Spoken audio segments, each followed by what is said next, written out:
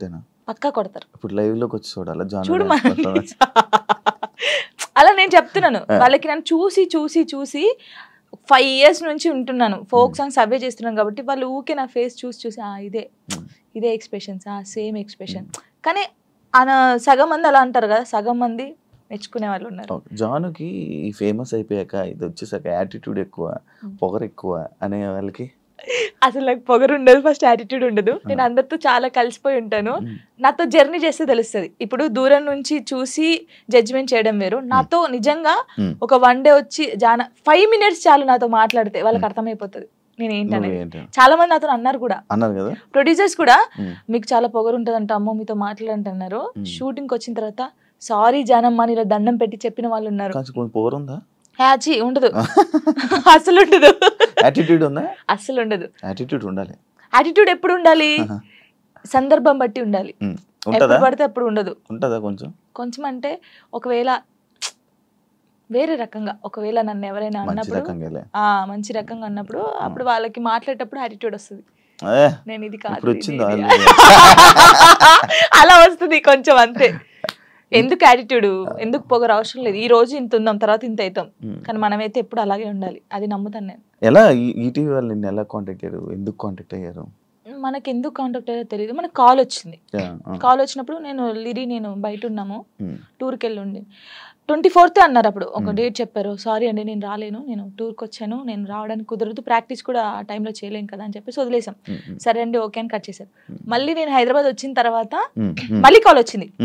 లేదండి మీరు కంపల్సరీ కావాలి అని అన్నారు. ఓ నీ అమ్మ, మళ్ళీ వచ్చింది కదా, మంచి ఛాన్స్ కదా, మన డాన్స్ కూడా మన టాలెంట్ అనేది అక్కడ చూపించచ్చు కదా అని చెప్పేసి ఓకే అని చెప్పాను. ఆఫీస్కి వెళ్ళాను. డాన్సర్ టోనీ ఎలా పరిచయం మీ ఇద్దరికి? అంటే నార్మల్ గా మాది గోదావరికని కదా కాలనీ, వాళ్ళది కూడా గోదావరికని. నార్మల్ తను డాన్సర్, నేను డాన్సర్. అక్కడ ఉండేవాళ్ళు రవి అన్నయ్య అని చెప్పేసి వీళ్ళందరూ ఏం చేసేవాళ్ళు అంటే, ఒరే నీ కరెక్ట్ పర్సన్ అంటే టోనీరా, ఇలా బాగుండేది, మీ ఇద్దరు పేరు చాలా బాగుంటది అని చెప్పేసి చెప్పేవాళ్ళు. ఎవరు ఈ టోనీ ఇలా బాగుంటది అని తర్వాత పరిచయం అయింది. పరిచయంలో కలవక ముందే మీకు అందరూ అనేవాళ్ళు అక్కడ ఉండేవాళ్ళు. అంటే నేను చాలా అప్పుడు ఇంకా స్పీడ్ చేసేదాన్ని అన్నమాట డాన్స్. సో తన స్పీడ్ కి నీ స్పీడ్ కి చాలా బాగుంటదిరా అని చెప్పేవాళ్ళు. మా ఫ్రెండ్ రా డాన్స్ పేరుగా బాగుంటది అనుకుంటే నిజం పేరు అనేసుకున్నావా? అలా ఏం కాదు, కానీ ఎవరైనా అనుక అప్పుడు పరిచయం అయిన తర్వాత అలా పరిచయాలు అలా అలా పోయి పెళ్లి జరిగింది. ఎన్ని ఇయర్స్ లవ్ చేసుకున్నారు నార్మల్ గా? నా 8th class లో అనుకుంటా. 2 years అయిందా మొత్తం? 2 years లవ్. 3rd year లో పెళ్ళి అయిపోయింది. మరి ఇంత లవ్ చేసుకున్నారు కదా, బ్రేకప్ అవ్వడానికి ఎందుకు రీజన్? అంటే 3 years లవ్, సడన్ గా ఒక రోజులో బ్రేకప్ ఎందుకు? అలా ఒక రోజులో కాలేదు, అది కొన్ని సిచ్యువేషన్ ఇంకా అలా జరిగింది. ఫీల్ అయ్యావా అనవసరంగా వదిలేసాను? అనవసరంగా వదిలేసానని కాదు, కానీ బాధపడ్డాను. చాలా రోజులు బాధపడ్డాను. అరే ఇలా కాకుంటే బాగుండేది, ఇద్దరం బాగుండే వాళ్ళం కదా, అలా బాధపడ్డాను. అంటే మీ మాటలు వింటుంటే ఎవరి తప్పు లేదు. దిష్టి కొట్టింది మాకు బాగా. అదే అంటే దిష్టి తగులుతూ విడిపోతారా? నిజంగా విడిపోతారు. ఫ్రెండ్షిప్ అయినా ఏదైనా సరే మన మీద కళ్ళు పడ్డాయి అనుకో విడిపోతాను. నమ్ముతారా ఇది? నమ్ముతాను, నేను చాలా నమ్ముతాను. ఇంకా నాకు జరిగింది కాబట్టి నేను నమ్ముతాను. దిష్టి వల్లే విడిపోయింది. ఇప్పుడు తమిళ పెట్టండి, దిష్టి వల్ల విడిపోయిన వీళ్ళిద్దరు ఎందుకయ్యా సామి ఇదంతా నాకు అనిపిస్తుంది ఇప్పుడు. ఏమైనా స్ట్రగుల్స్ ఫేస్ చేసావా విడిపోయినాక? లైక్ పెళ్ళి అయ్యాక కానీ లేకపోతే విడిపోయాక కానీ? పెళ్లిలో పెళ్ళి అయిన తర్వాత బాగున్నాం, ఇద్దరం ఈవెంట్స్ చేసుకున్నాం, లిరిన్ బాగా చూసుకున్నాం, అంత ఇక కొన్ని ఇప్పుడు అవన్నీ మాట్లాడదలుచుకోలేదు నేను. ఎందుకంటే పాతవి తవ్వేసి తన లైఫ్ బాగుంది, నా లైఫ్ బాగుంది, మధ్యలో మళ్ళీ టాపిక్స్ చేసి మళ్ళీ వెనక్కి లాగడం నాకు ఇష్టం లేదు. తర్వాత పెళ్ళి అంటే ఇంకా అయిపోయిన తర్వాత, గొడవ అయిపోయిన తర్వాత చాలా మంది చాలా రకాలుగా మాట్లాడారు నన్ను. అంటే రోడ్డు మీద నడుచుకుంటూ వెళ్ళేటప్పుడు కానీ చాలా, ఇప్పటికీ తప్పట్లేదు అది. ఇంకా లోకంలో మేము ఇద్దరమే ఉన్నాము, మా ఇద్దరికే డైవర్స్ అయిపోయినాయి, వీళ్ళిద్దరే వైఫ్ అండ్ హస్బెండ్స్, ఎవరు విడిపోలేదు అన్నట్టు చేస్తున్నారు జనాలు అయితే. నిజంగా అలా అప్పుడు కూడా అలాగే చేశారు. అప్పుడు చేశారు. అప్పుడు నేను ఇలా వెళ్తుంటే, అరే నేను మొగుడు వదిలేశారంటారా దీన్ని, ఇది ఏం చేసిందోరా, మొగుడు వదిలేశాడు అని చెప్పి అన్నారు.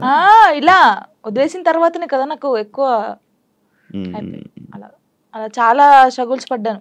ఎవరున్నారు నీకు సపోర్ట్గా అప్పుడు? Mummy daddy. అమ్మ నాన్న ఏమన్నారు? మా మమ్మీ డాడీ అసలు మా డాడీ గురించి చెప్తేనే ఏడిపోతుంది నాకు. అంటే మా డాడీ ఎలా అంటే వీళ్ళకి ఎలా ప్రేమ చూసుకోవాలో తెలియదు మా మమ్మీ డాడీకి. ఫస్ట్ ఆఫ్ ఆల్ మా డాడీ గురించి నేను ఎప్పుడు ఎక్కడ మాట్లాడలేదు. ఇక్కడ అంటే అందరూ లవ్ యూ డాడీ. ఇప్పుడు ఈ జనరేషన్ లో అప్పుడు వాళ్ళకి తెలియదు. ఇప్పుడు మనం ఏడ్చినా ఎందుకు ఏడుస్తున్నాం, ఇది కావాలా ఇట్లా. ఫస్ట్ మా డాడీకి సారీ అని చెప్పాలని ఉంది గట్టిగా, హక్ చేసుకొని. కానీ ఆయనకి ఆ ఫీలింగ్స్ ఉండవు, అంటే తెలీదు. చెప్పినా కూడా ఎందుకు ఏడుస్తుందో అంటాడు. మా మమ్మీ కూడా అంతే. నేను లవ్ మ్యారేజ్ చేసుకొని వెళ్ళిపోయినప్పుడు కూడా చిన్న మాట అనలేదు నన్ను. చిన్న మాట ఎందుకు చేసుకున్నావు అయినా అడగలేదు. మేమిద్దరం కలిసి ఇంటికి వెళ్ళినప్పుడు సారీ డాడీ అని చెప్పి ఇంట్లోకి వెళ్ళిపోయాం అంతే. ఎంత బాగా చూసుకున్నాడు మా ఇద్దరిని తెలుసా. ఇంత మాట కూడా అనలేదు ఎప్పుడు. నాకు ఆయన వద్దు డాడీ అన్నప్పుడు ఏమనలేదు, మళ్ళీ కావాలి డాడీ అన్నప్పుడు ఏమనలేదు. నిజంగా మా డాడీ దొరకడం నాకు చాలా అదృష్టం. ఆయన గురించి ఎప్పుడు అసలు ఎక్కడ మాట్లాడలేదు. నేను ఫస్ట్ టైం మాట్లాడుతున్నాను. ఐ లవ్ యూ డాడీ అంతే. అంటే ఒక అమ్మాయికి ఒక డాడీ సపోర్ట్ ఎంత ఉండాలో కానీ నాకు మా డాడీ ఫ్రెండే. ఇద్దరం కూర్చుంటాం, మాట్లాడుకుంటా ఉంటాం బాగా. రాత్రి కూర్చుంటారు, తాగుతా ఉంటాను, నేను పోస్తా సిట్టింగ్ చేసుకొని కూర్చొని మంచిగా మాట్లాడుతా ఉంటాను. మా డాడీ నాకు ఎప్పుడు ఫోన్ చేయడు. మా మమ్మీ డాడీ అసలు నాకు ఫోనే చేయరు. ఒక అమ్మాయిగా బయటికి ఇంత తిరుగుతానా అంటే వాళ్ళకి తెలియదు ఏం చేస్తున్నావు, ఎక్కడున్నావు, అయిపోయిందా, అసలు ఫోనే ఉండదు. తనకు తెలుసు 3 months ఒకసారి మా డాడీ ఫోన్ చేస్తే ఏడుతాను ఫుల్. స్క్రీన్ షాట్ పెట్టి స్టేటస్ పెడతాను, మా డాడీతో ఇంతసేపు మాట్లాడాను. మొన్న నార్మల్ గా ఏడుపు వచ్చేస్తుంటది నార్మల్, లేకపోతే ఒక టాపిక్ ఇక్కడ పెయిన్ ఉంటది కదా. ఇప్పుడు డాడీ గురించి తీసినాకనే పెయిన్ వచ్చింది. మా డాడీతో నేను అంత ఉన్నాను, మా డాడీతో టైం స్పెండ్ చేయలేకపోతున్నాను. నాకు మా డాడీ లిరి చాలా, వీళ్ళిద్దరు పేరు ఎత్తే నేను ఏడ్చేస్తాను ఫస్ట్. మీ అబ్బాయి అంత ఇష్టమా మీ అబ్బాయి అంటే? చచ్చిపోతాను వాని కోసమే బతుకుంది నేను. ఇప్పుడు కొన్ని రోజులు అయిన తర్వాత మీ అబ్బాయిని పంపించాలి, నాన్న దగ్గర పంపించాలి అని అంటే పంపించరు.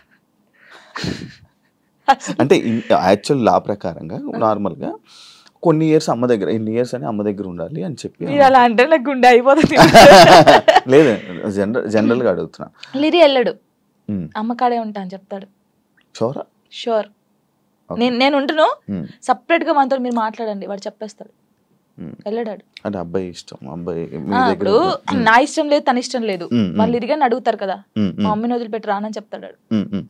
ఇప్పుడు హ్యాపీయా మొత్తం అంతా మీ అబ్బాయి మీరు అంతా హ్యాపీ? మేమిద్దరం చాలా హ్యాపీగా ఉన్నాం. అవును, యాక్చువల్లీ పేరెంట్స్ మధ్య జరిగినవి పిల్లలకి చెప్పకూడదు, ఎందుకు వాళ్ళని ఇబ్బంది పెట్టడం అనేసి నార్మల్గా అనుకుంటుంటారు బయట నార్మల్గా జనరల్గా. నేను ఒక దాంట్లో నేను చూసిన దాంట్లో మీరు చెప్పారు, నాకు జరిగిన లైఫ్లో ప్రతి ఒక్కటి నేను మా అబ్బాయితో షేర్ చేసుకుంటానని చెప్పడం జరిగింది. కరెక్ట్ అనుకుంటున్నారా? కరెక్టే. ఎందుకంటే ఇప్పుడు ఫాదర్ మదర్ ఉన్నప్పుడు ఆ పిల్లలకి అవి తెలియకూడదు. ఫాదర్ లేడు, సో అన్నీ నేనే వానికి. నేనైనప్పుడు నా లైఫ్లో ఏం జరుగుతుందో వానికి ఒక్కనికే తెలియాలి, ఎవరికి తెలియకూడదు. ఇప్పుడు వాడు అబ్బాయి అండి, నార్మల్గా చెప్తున్నాను, వాడు ఇంకొక 5 years అయితే పెద్దగా అవుతాడు. పెద్ద అయిన తర్వాత బయటకు వెళ్తాడు, జనాల గురించి తెలిసిందే కదా, ఎవడో ఒక మాట అంటాడు. అప్పుడు వీనికి ఏం తెలియదు అనుకో, వాడు వచ్చి నన్ను క్వశ్చన్ వేస్తాడు, అమ్మ వాళ్ళు ఇలా అంటున్నారు ఏంటమ్మా అని. వీనికి అన్నీ తెలిసాయి అనుకో, మా మమ్మీ గురించి నాకు తెలుసురా, మీరేంట్రా అనేది, వెళ్ళండి రా అంటాడు. దానికి దీనికి ఎంత ఉంది. సో నా కొడుక్కి నా లైఫ్లో ఏం జరిగింది, ఏం జరగబోతుంది అన్నీ తెలియాలి. నేను వానికి అన్ని షేర్ చేసుకో, నాకెవరున్నారు ఇంకా షేర్ చేసుకోవడానికి, వాడు ఒక్కడే ఉన్నాడు. సఫర్ అవ్వడా అసలు వాడు నాకు ధైర్యం చెప్తారు తెలుసా. చాలా లిరిని చూస్తే మీరు అలా ఉన్నారు కానీ చాలా మెచ్యూరాడు, చాలా మీ తెలివితేటలు ఎక్కువ వచ్చినట్టు బాగా. అసలు వాడు వానితో మాట్లాడితే మీకు అర్థమవుతుంది. అంత బాగా మాట్లాడతాడా? అంత బాగా మాట్లాడతాడు, నాకు ధైర్యం చెప్తాడు. నేను ఏడుస్తే ఎందుకు ఏడుస్తారా అలా. ఇంకా మరి బాధ వచ్చినప్పుడు ఎవరికి షేర్ చేసుకోవాలి. ఇప్పుడు బయటకు వెళ్తాం, షూట్స్ చేస్తాం, కొందరు మంచిగా మాట్లాడతారు, కొందరు చెడుగా మాట్లాడతారు.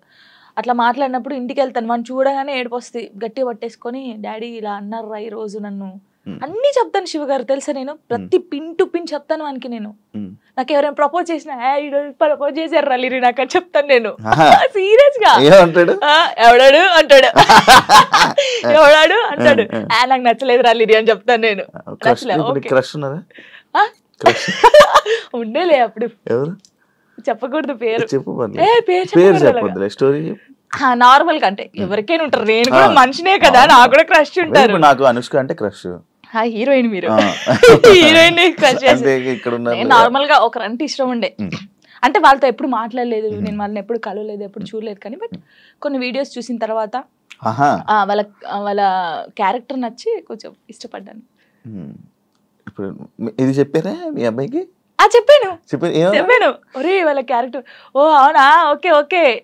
మీ వాడు కూడా నచ్చింది? మా వాడు కూడా కన్వే చేశారా ఆయన దాకా? చెప్పాను ఆయనకి. అబ్బాయికా చెప్పలేదు, చెప్పాలని లోపు పెళ్ళి అయిపోయింది. సీరియస్ గా ప్రామిస్ ఇది.